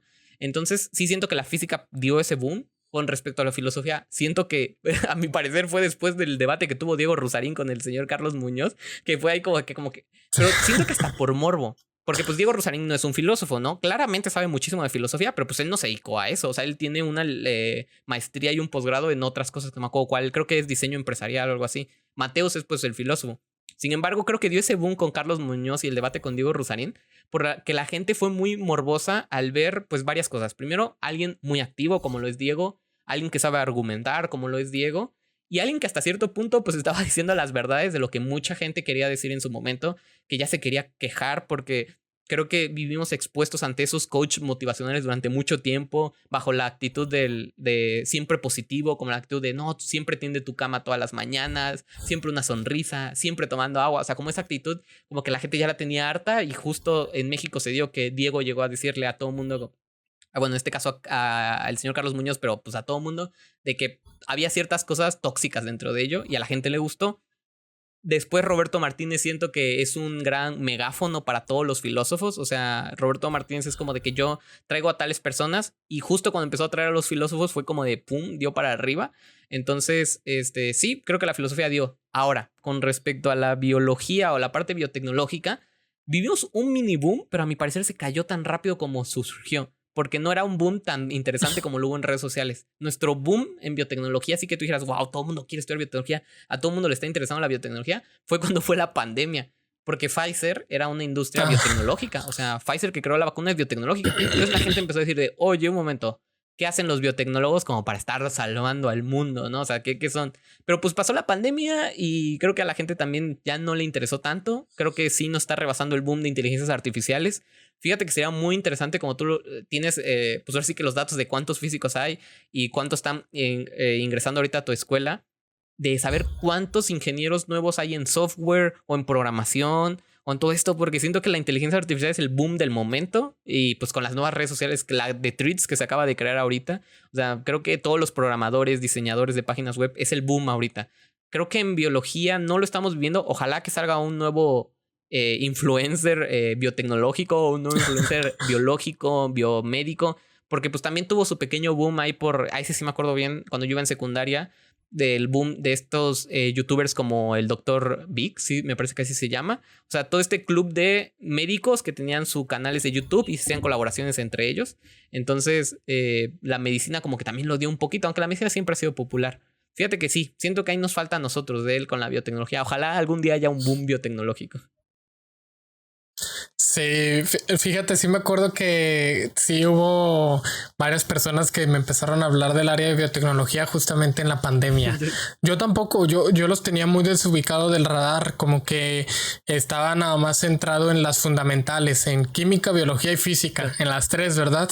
Y luego nació esto de Pfizer, todas estas empresas que todas querían, era como una competencia de quién sacaba una vacuna más eficiente, quién sacaba una vacuna primero, cuántas dosis era cada una, cuál generaba menos efectos secundarios, y entonces empecé a ver en el ojo público el trabajo de los biotecnólogos, ¿verdad? En el ojo de los biotecnólogos. También conocí a varias personas que eran biotecnólogas y que trabajaban en el área de procesamiento y ¿cómo se llamaba? No me acuerdo específicamente cómo se llamaba el área en el que trabajaban, pero decía procesamiento y no sé qué de alimentos. Sí.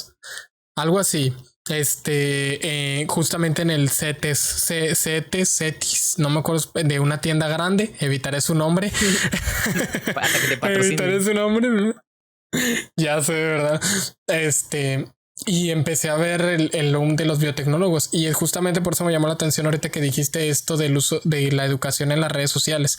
Está medio curioso, fíjate, yo tengo sentimientos encontrados porque están tanto, fíjate, yo siento que fui evolucionando mi contenido de YouTube para aprender ciencia. Mis primeros pasos, mis baby steps fueron Javier Santolaya, Quantum Fracture, y así, ¿verdad? Viendo un poquito de ciencia, pero luego cuando me quise meter más, empecé con Javier García, con Mats ARG, que son youtubers que Javier García, por ejemplo, tiene un canal entero, una lista de reproducción entera, estudiando y analizando qué es un tensor o la física de partículas, o estudiando y analizando ramas como la relatividad general. 200 videos de qué es la relatividad general con matemáticas puras y duras. O sea, ya son tipo como muy famoso, muy popular, ¿cómo se llama? De matemáticas, es pelón. Julio Profe, Que ya ves que Julio Profe no divulga ciencia ni matemáticas. Julio Profe no es como Eduardo Sainz de Derivando. Julio Profe te enseña a resolver un problema. Bueno, igual Javier García no es como Javier Santolaya o como Quantum Fracture de Crespo, sino que él te enseña a resolver un problema, te enseña una rama. Y así fue avanzando mi contenido en YouTube, ¿verdad? Como Flammable Maths. Deberías de ver, no sé si lo conoces, deberías de ver un vídeo de Flammable Maths. Es un físico. No, perdón, es un matemático. Es un matemático que hace matemáticas como de chiste. O sea, de que aquí les presento una integral y te muestra una integral y luego dice, pum, y aplicamos un truco y hace una identidad monstruosa y luego de repente aplicamos este otro truco, pero, o sea, lo hace de una manera tan divertida, tan se ve, o sea, como si fuera un loquito del centro. Y se ve épico. Te voy a mandar un vídeo de Flammable Maths para que lo veas. Sí, está bañadísimo. Entonces, el contenido en redes sociales de educación como que siento que lo puedes escalar, ¿verdad? Porque a veces se puede llegar a pecar, no sé qué opines tú con respecto a esto, a pecar con que sabes ciencia cuando ves un vídeo de Javier Santolaya, por ejemplo, de divulgación. Sí. A que puedes opinar con respecto a algo porque viste un video de un divulgador en TikTok de medicina. Sí. Es como que, no sé, por eso te digo que tengo sentimientos encontrados con el uso de redes sociales en educación. No sé qué opinas con respecto a esto. Claro, mira, híjole. Hay muchas posturas de muchas personas. Por eso, y de personas más importantes que yo y que saben muchísimo más del tema, por eso no me gustaría tanto dar la personal, pero claro que te la voy a decir. Pero mientras me gustaría decir esas posturas. Que la primera y una de las más importantes es que no se puede aprender dentro de las redes sociales. Esa es una muy tajante y que la verdad yo tampoco estoy tan de acuerdo. Porque yo de hecho para estudiar para el examen de admisión de la maestría, pues estudié con videos de YouTube. O sea, yo ponía videos de YouTube de inmunología, de temas bien importantes que venían ahí y me los aprendí y así fue como pude pasar, de hecho. Pero hay mucha gente que puede cuestionar que el objetivo de los que hacen videos en YouTube pues no es tanto el informar. Aunque el objetivo de nosotros, por ejemplo, pues ahorita hacer una plática e informar a las personas, aunque ese sí es nuestro objetivo, el objetivo de la plataforma de YouTube no es ese. El objetivo de YouTube pues es monetizar y puede que, aunque tengamos una gran plática y que sea súper buena para comunicar una educación a las personas y que ellas puedan aprender mucho esto, la plataforma no lo va a promover. Entonces, ¿qué videos sí va a promover la plataforma de YouTube? Pues va a promover los videos que sean entretenidos y que les traigan visitas. Y muchos de esos videos que traen visitas, pues por lo general pueden estar sesgados de alguna manera, que pueden mostrar la información muy jugosa, pero sin todo lo que debes de saber alrededor para realmente comprender del tema. Ahora, yo sí considero que tanto Javier Santolaya como Quantum Fracture, como todos estos youtubers que son de divulgación científica, claro que tienen un gran rigor y de hecho yo creo que en parte es por eso que son tan famosos, porque pues tienen un buen rigor científico. Nunca ha sido como que digan una barbaridad o algo por el estilo totalmente mal. Incluso si yo creo que se han de haber llegado a equivocar, seguramente que sí, lo han de corregir en su siguiente video, han de decir, oigan, esto pues lo dije mal, etcétera, cualquier cosa, se corrige. Sin embargo, creo que una de las partes donde nos juega mal la educación con respecto a las redes sociales es que te lo da directamente, o sea, te da directamente el jugo. Yo en una carrera biológica, no sé cómo sea en la parte física, pero seguramente que igual, o sea, que en la parte física tú para que comprendas bien la teoría de cuerdas o que comprendas bien cómo funciona la relatividad o cómo funciona bien este proceso, etcétera, tienes que haber estudiado muchas cosas antes para entonces realmente llegar a comprender esto, cómo funciona. En biología, pues claro, te puedo decir la respuesta inmune adaptativa o te puedo decir la respuesta inmune humoral y es así asado y ya está. Pero pues claramente tienes que saber muchísimas cosas antes para que realmente entiendas el contexto de qué es lo que estoy diciendo, para que realmente entiendas la importancia de lo que estoy diciendo, para que tú lo puedas aplicar en otras cosas, para que lo puedas aplicar en distintas situaciones. Entonces, prácticamente yo siento que lo que nos juega mal el rol de las redes sociales en la educación es que nos lo da todo de golpe, o sea, como que nos lo da el jugo sin la parte de haber aprendido realmente, sin la parte de haber estudiado realmente todas esas partes. Porque sí, yo no siento que viendo un video de Javier Santolaya o viendo un video de biología realmente te vuelvas o un buen físico, te vuelvas un buen biotecnólogo. Entonces, sí, Es que también está complejo porque yo también sí defiendo un poco que si buscas bien, si escarbas muy muy bien en YouTube, terminas encontrando algún canal en el cual puedes educarte, o sea, en el cual puedes aprender. Porque estos videos, por ejemplo, lo veo más en Quantum Fracture. Quantum Fracture hace un poquito más videos para explicarte un tema, pero no para que lo comprendas. O sea, como simplemente para que, mira, este sistema, ya más o menos lo entendí, pero no lo dominas. O sea, no sabes cómo es ese tema, no sabes bien cómo se llegó a ese tema, no sabes las partes matemáticas dentro de la física de ese tema. Solamente te está exponiendo un tema. Claro que va a haber youtubers que sí sean como el que tú me mencionaste, vamos a resolver un problema, vamos a aprender bien la parte matemática, cómo se hace, pero pues sí es un poco difícil de encontrar porque el mismo objetivo de la plataforma, en este caso YouTube, no es promover la educación. O sea, YouTube solo quiere monetizar. Y seguramente eso pasa con el resto de redes sociales. Sí juega un rol con el ego de que las personas ven un videíto y creen que ya saben realmente sobre esa parte, ¿no? O ven un podcast y creen que ya saben ese tema. E incluso, pues ya hoy en día las referencias de las personas es lo vi en TikTok, o lo vi en un video de Facebook, o lo escuché en un podcast, cuando pues no sé qué tan buenas referencias puedan ser, ¿verdad? Sí, fíjate, a mí me pasa, a veces en los podcasts entramos en temas bien duros y sí suele nacer ese miedo de que una persona vea el clip o vea ese fragmento de podcast y sienta que ya entiende eso, ¿verdad? Por ejemplo, con Juan Silva hablamos sobre cálculo fraccional y hablamos sobre derivadas imaginarias, de orden imaginario, por ejemplo, derivadas fraccionales. Por ejemplo, tú conoces la derivada y la segunda derivada y la tercera derivada, ¿verdad? Las que las vemos sí. En los cursos. Bueno, en cálculo fraccional existe la y media derivada, la 1/2 de derivada o la 2/3 de derivada. O la y derivada, y de imaginario, ¿verdad? Entonces, imaginario, sí. Ese clip se hizo muy popular y me da miedo que alguien coja de ese clip y sienta que está apto para compartir alguna idea del cálculo fraccional cuando es muy profundo. O por ejemplo con Jordi Martínez, que yo estuve platicando con un matemático que me habló de topología y me habló de cómo saber que un popote tiene un agujero usando topología. Y, o sea, tú ves mi cara en el podcast y ni siquiera yo estoy en mis 5 sentidos. O sea, yo estoy flipando. yo estoy de que agarrado la silla, bien pescado en la silla porque no le estaba entendiendo del todo. Estaba entrando en terreno matemático purísimo en el que yo ya me estaba yendo para... yo ya andaba allá por Orizaba. O sea, yo ya no estaba aquí en Monterrey. Entonces, imagínate una persona que agarre el extracto que también se hizo muy popular en TikTok y crea que puede explicarlo cuando ya ni siquiera yo que lo tuve aquí enfrente lo estaba entendiendo, claro. ¿Verdad? es lo que suele pasar con los clips, la malinterpretación, ¿verdad? Porque está muy cortito en el uso de redes sociales. El que usen referencias de podcast también está bañadísimo. Yo, por ejemplo, siento muy diferente mi género de podcast y el género de ustedes de Biotechnology LR.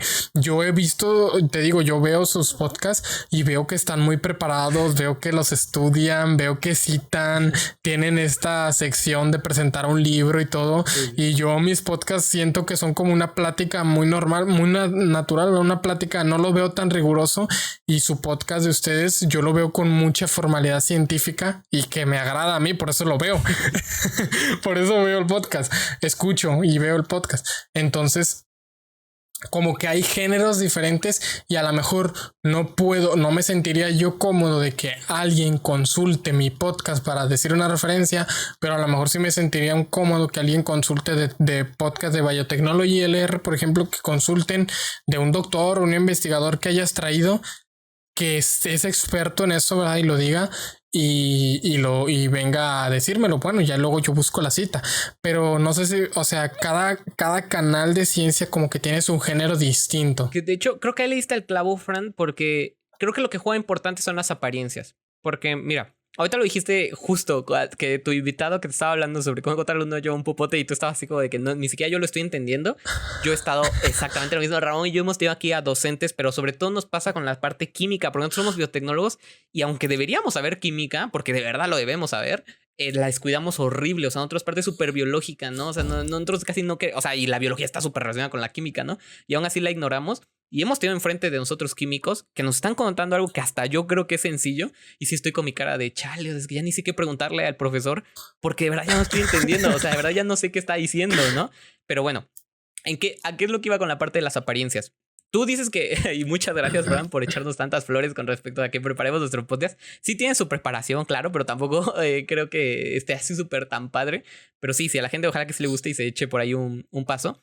El problema que yo veo es que si tenemos a docentes hablando, digamos, un tema biológico con nosotros, está en un contexto en el cual nosotros estamos hablando, porque la biología es muy dependiente de causas, o sea, de cosas que estén pasando. Por ejemplo, si la persona con la que estamos hablando de inmunología, del dengue, o sea, de un virus dengue, no es lo mismo que si vamos a hablar de inmunología de un virus del papiloma humano. No es lo mismo de que si vamos a hablar de un virus de inmunosupresión como puede ser el VIH. No es lo mismo de hablar de cualquier otro virus. O sea, hablar de dengue es solamente hablar sobre la respuesta inmune que trae ese dengue. Ahora, claro que uno podría decir, no, pero la respuesta inmune contra el dengue es muy parecida a la de otros virus. Sí, sí, sí, pero no es la misma. Y de hecho, ni siquiera la activan las mismas cosas. Dentro del dengue hay una proteína en específico que activa la respuesta inmune, ¿no? En otros virus a lo mejor no lo hay. A lo mejor la respuesta inmune se activa por otras cosas. O sea, es muy específico.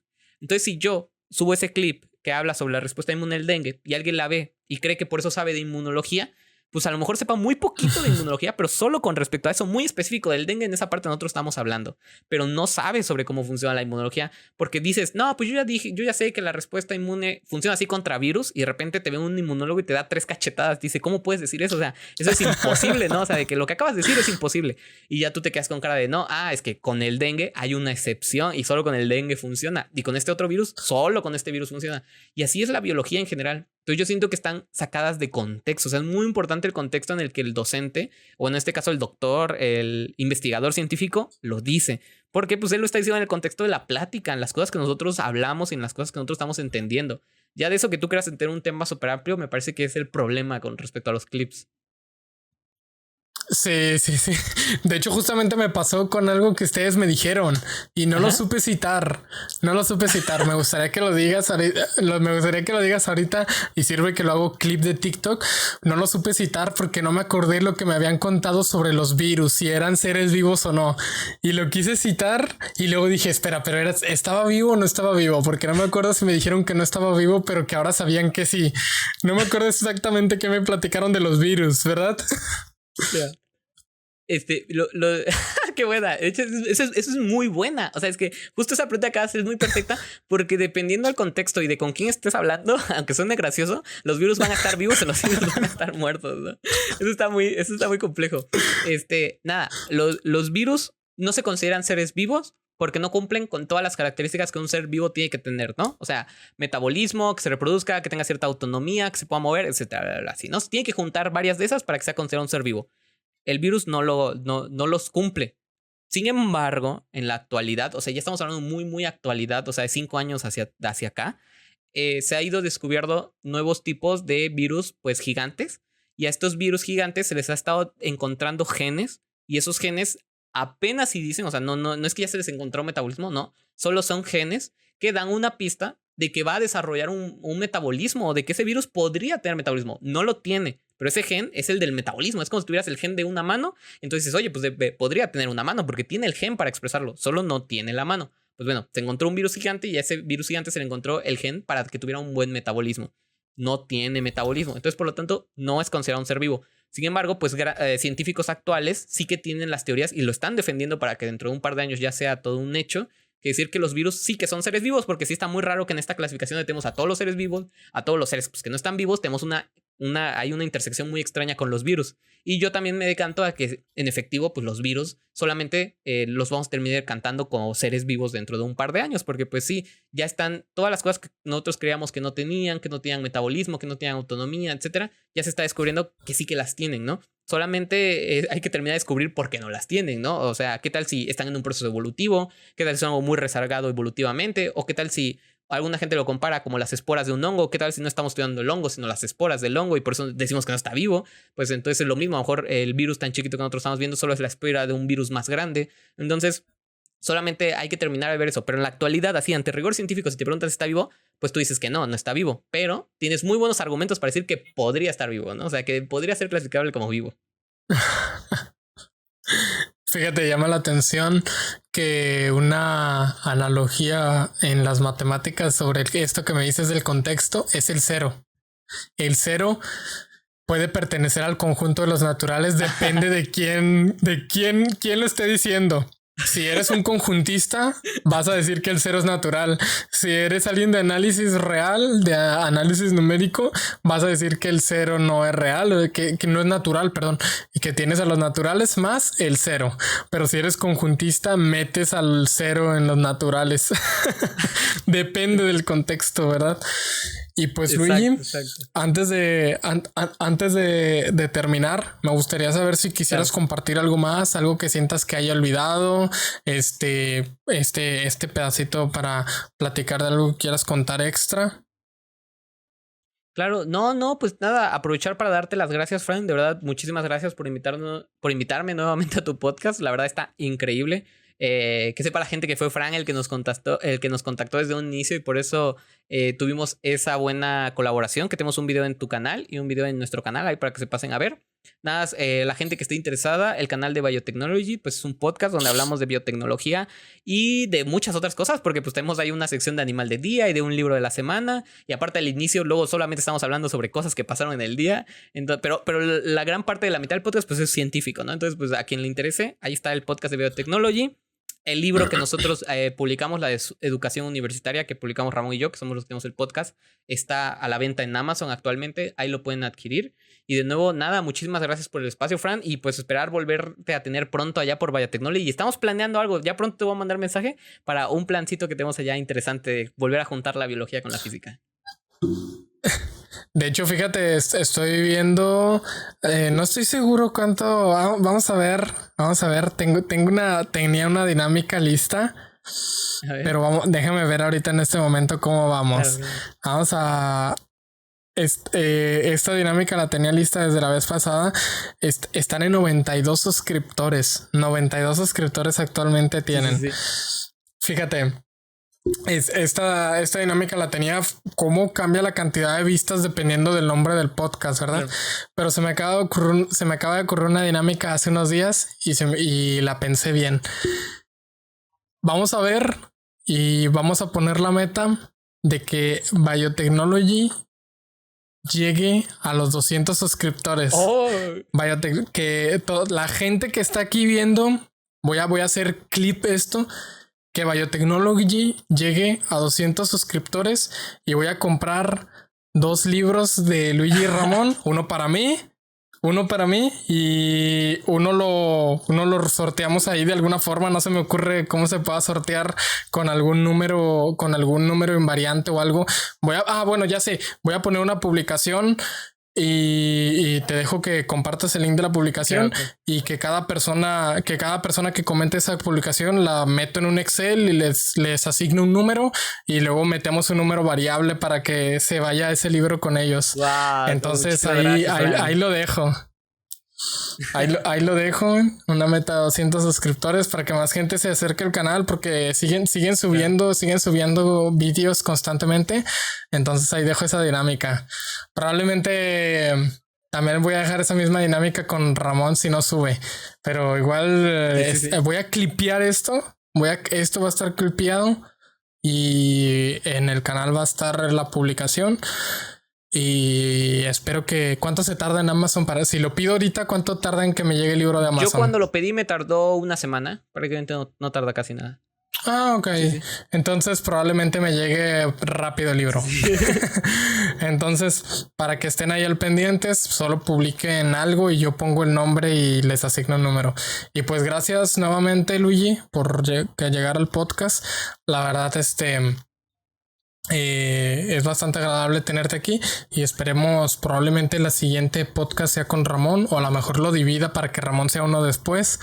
Entonces, por mientras aquí terminamos, Luigi. Espero que te la hayas pasado bien y gracias por haber estado aquí. No, muchas gracias a ti, Fran, de verdad, muchas gracias.